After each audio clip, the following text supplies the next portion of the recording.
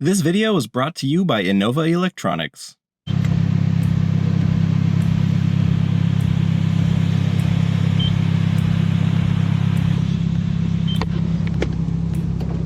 Alright guys, we are going to take my little project work in progress Miata through its very first drive-through car wash. Now I feel like this is going to be a bad idea.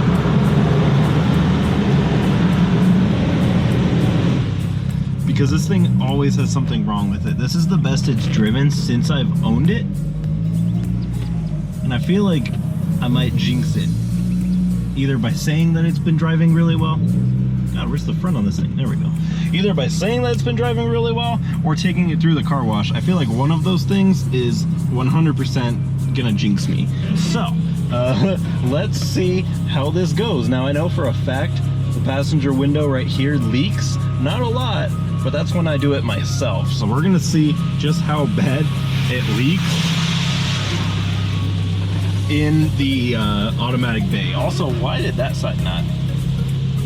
Oh, because it's looping around, I see. Yeah, we're gonna see how bad this goes. There's also like no window seal between the convertible top and the body of the car back there. I don't even know if that's the right word for it. Window sill, sill, whatever. Woohoo!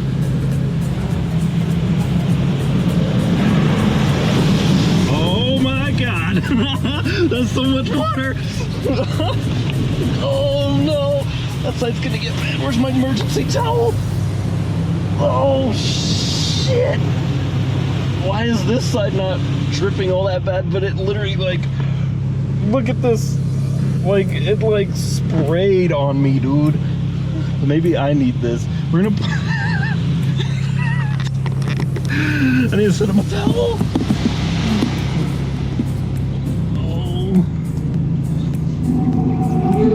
Oh, and just like that I got soaked and it's over.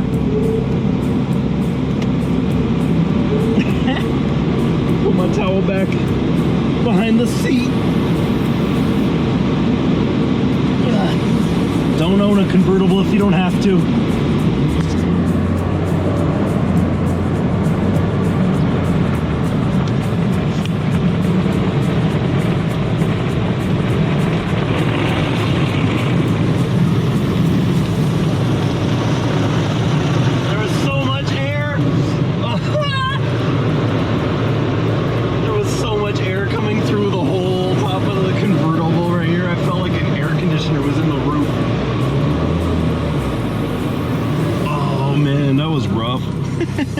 I can't say that it's not what I expected, but it was definitely different than what I expected.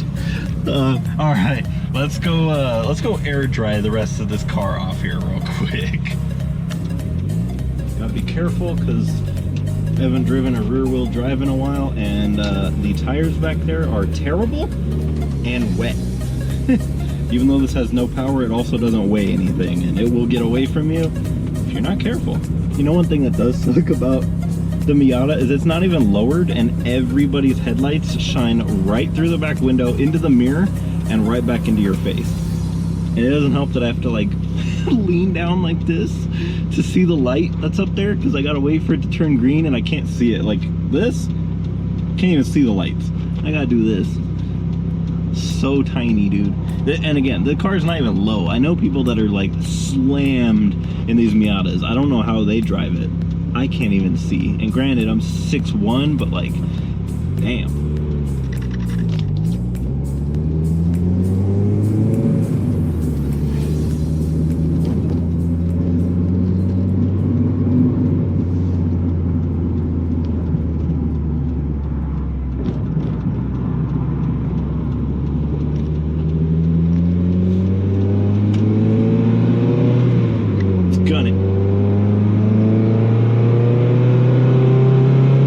Open throttle, baby.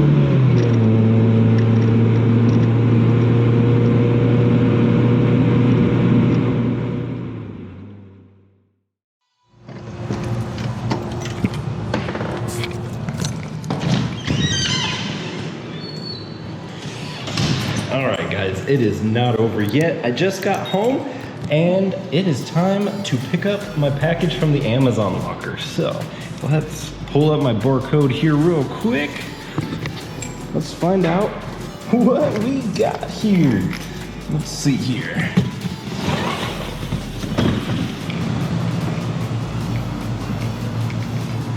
All right. Look.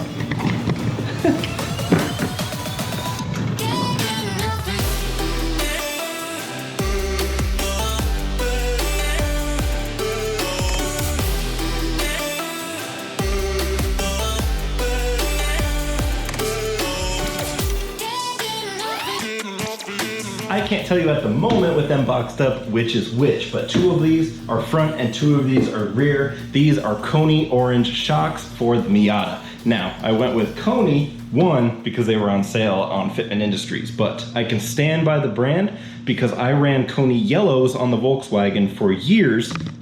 This Volkswagen, I ran them for years on that car, and I drove that car every single day. Not only that, we drove the car the first year that I got it, we drove it from Albuquerque to Dallas, and then the second year that I owned it, we drove it from Albuquerque to Corpus Christi. So just those 2 trips alone were almost 4,000 miles, not to mention in between that, every single day I drove it to work, back, groceries, whatever. I drove it every single day on the Coney yellows and H&R lowering springs. So, because I can stand by both of those brands from personal experience, I'm going to essentially make myself custom coilovers, basically, right?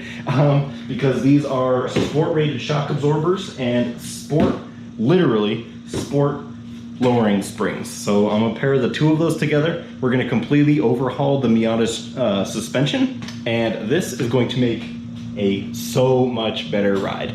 It's very hot though. Just got home from work. I'm not interested in working on this right now, but I did want to go pick up my package from the locker so I could take a look at both of these side by side. I'm super excited. We'll take a look at this here tomorrow. We'll unbox everything, kind of put stuff together and see what it's gonna look like, but I'm super excited. Let's fast forward to tomorrow. We did in fact fast forward to tomorrow, which is now today. Real quick, my back is messed up today. It is real bad. I don't know what I did last night. I don't know if I slept weird or if it was something I did at work. It was probably at work, to be honest, but I'm not gonna be working on the car today. It hurts to sit right now. For some reason, the only way it doesn't hurt is standing, which is kind of seems backwards to me. But anyway, real quick, and then we're gonna wrap up today's video. I have my Innova 5610 OBD2 scanner tool plugged into my Miata. Now, a super important part of maintaining and modifying a car is being able to tell when something is going on wrong behind the gauge cluster. Now, maybe there's an issue with your car that you don't know about, something that hasn't quite thrown a code yet, but maybe you've noticed your gas mileage is going down. Maybe you've noticed an extra fume or a weird smell, or your exhaust is starting to maybe be a different color. I don't know, right? It could be anything. And so a good way of being able to tell if something is going on behind the scenes is a good scan tool. Now, this is my 2001 Nb2 Miata. Now, this car has been a project, and that's exactly why I bought it. And there's a lot of stuff that I knew was wrong with it and quirky about it, and then there's other stuff that has been new and has come up, and I didn't know I was gonna have to replace it, right? And that's just the reality of having a project car. Honestly, it's the reality of modifying cars, but in this instance, I've managed to clear any issue that I knew was causing a check engine light, but there might be something behind the scenes that I don't know is wrong. We're gonna let the tool find the car.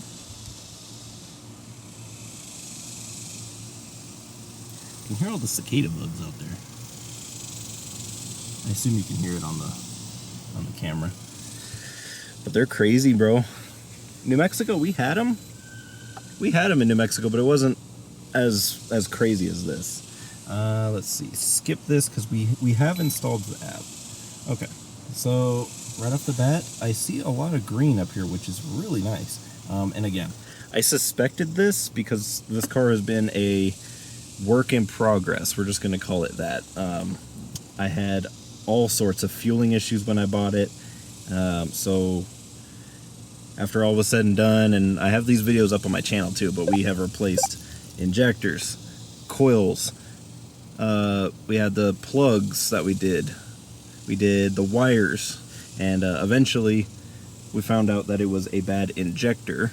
The seal was leaking, so even though I had replaced the injector, the seal was still leaking, and so it was not holding pressure in cylinder 1, and so that was my issue. So finally the car runs pretty cherry, especially for a 1.8 liter in the 100-degree days.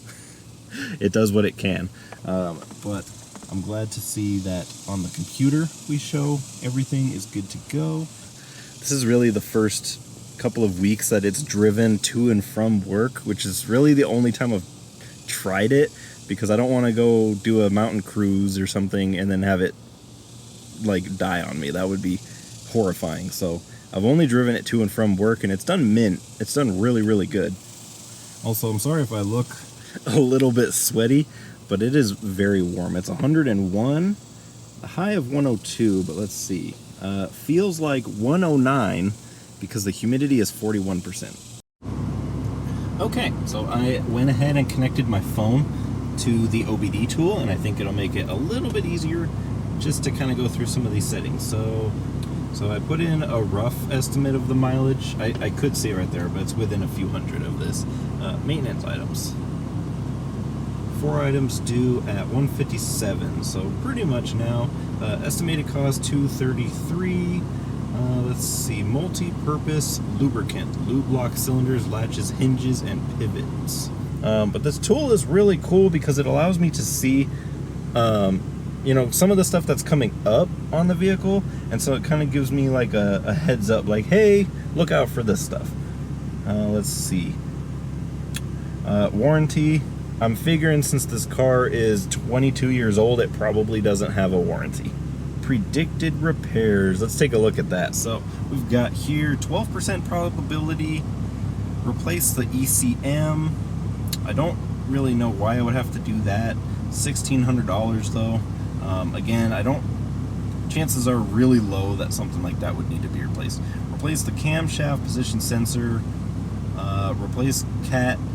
That for sure I think is coming up. I think that's the source of all the rattling under the car, but I don't know for sure. Let's see. Replace spark plug wires and spark plugs. That's already good. Replace ignition coils. That's already good. So it says ready for emissions test. A green light indicates that all engine systems are running normally and all performing their diagnostic testing. Alright guys, and just like that we know that we are ready for a smog and inspection test, so we can get the car re-registered when we need to. And it's really nice that there's no issues going on behind the gauge cluster. Again, there might be something going on that you don't know about because there might not be a check engine light for it yet, but something like this, you can scan every supported part of your car and make sure that they are all running properly and that they're all in the green. If they are, you know you're good to go and you are set. So that's really good to know. That just means that I'm really left with the physical stuff. I think I finally fixed all the engine bay issues that I was having, a lot of them.